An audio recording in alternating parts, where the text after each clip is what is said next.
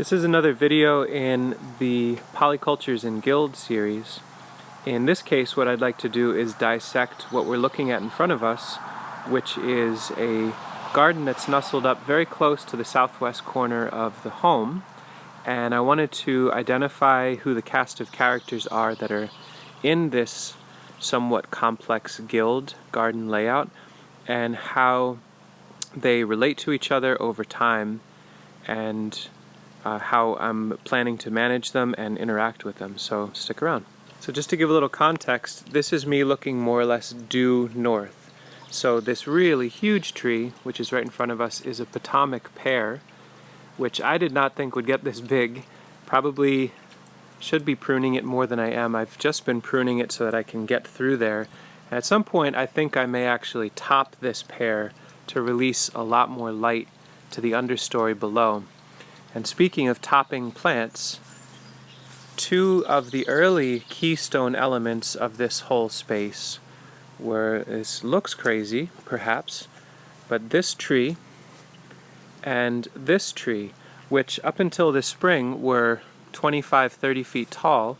They are thornless honey locusts. I actually grew them from seed, and they were this towering light protecting element that I just pollarded this winter. I've got to go through and shape up that pollard.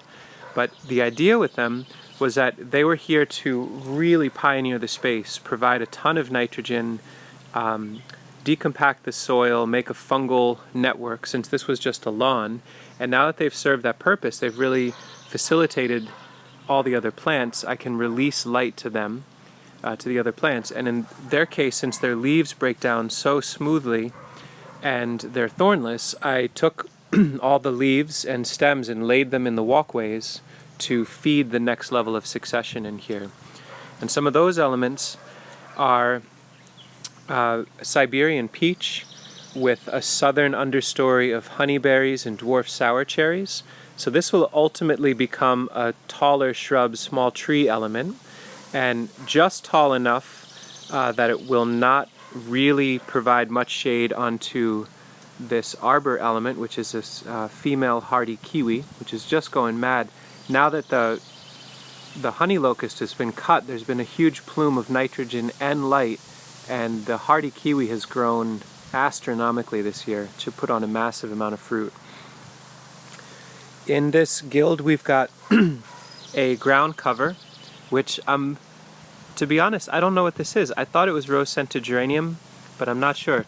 Kind viewers, who is this plant? It's been an incredible ally in keeping rabbits and deer out. It covers the ground nicely, and it's really compatible with these shrubs and small trees. So I'm excited to have it. On the edge of the bed, it's just getting started, but I'm trialing sea kale as a rhizome barrier, and that will hopefully keep the lawn from creeping in there.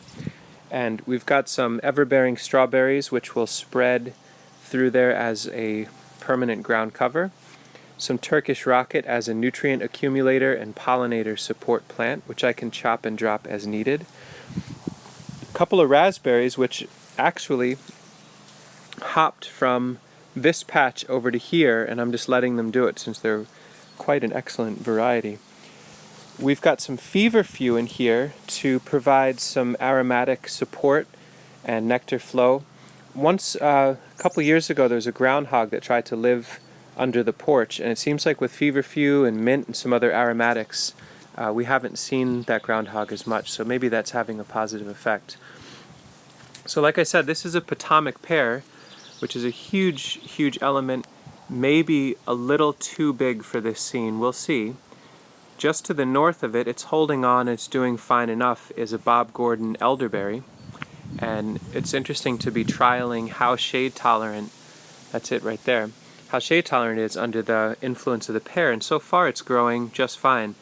Took some cuttings from it, and we're actually using that space next to the house as a cuttings bed to propagate a few hundred more of that elderberry. We'll dig them out and move them later on. Wherever there were gaps in this bed this year, I transplanted in some starts of cabbages and a whole bunch of beets, just to make sure we're filling the soil, we're filling all the context as much as we can. So there's more beets in there, and then a deep mulch, beets and cabbages on this side. And then these little boxes are meant to be used for propagating plants, little air prune beds. But to be honest, I never got around to filling them this year, so I'm thinking about pulling all the weeds out and seeding them to, I don't know, radishes or something fast, just to get some more crops out of this. So probably 30 plus species in this one garden space. It's started about 6 years ago from a lawn, and lots of fruit, lots of medicine, lots of fun plants in here, and a lot of value for the nursery. Probably too much to zoom out and go elsewhere, but if folks really like these, let me know and I can make more videos about, for example, blue false indigo bush with elderberry and blackcurrant understory and some vining elements there. I've got a topped apple that has a whole bunch of currants and rhubarb and Nanking cherry and sweet Sicily as understory.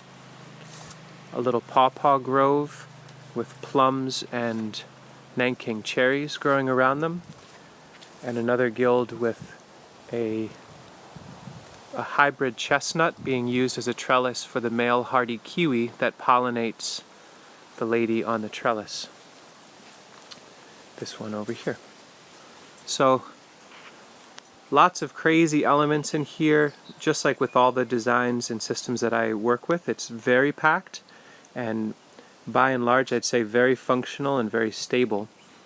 So it's an interesting little guild, complex and rich guild in about 20 by 16 space. Thanks for watching.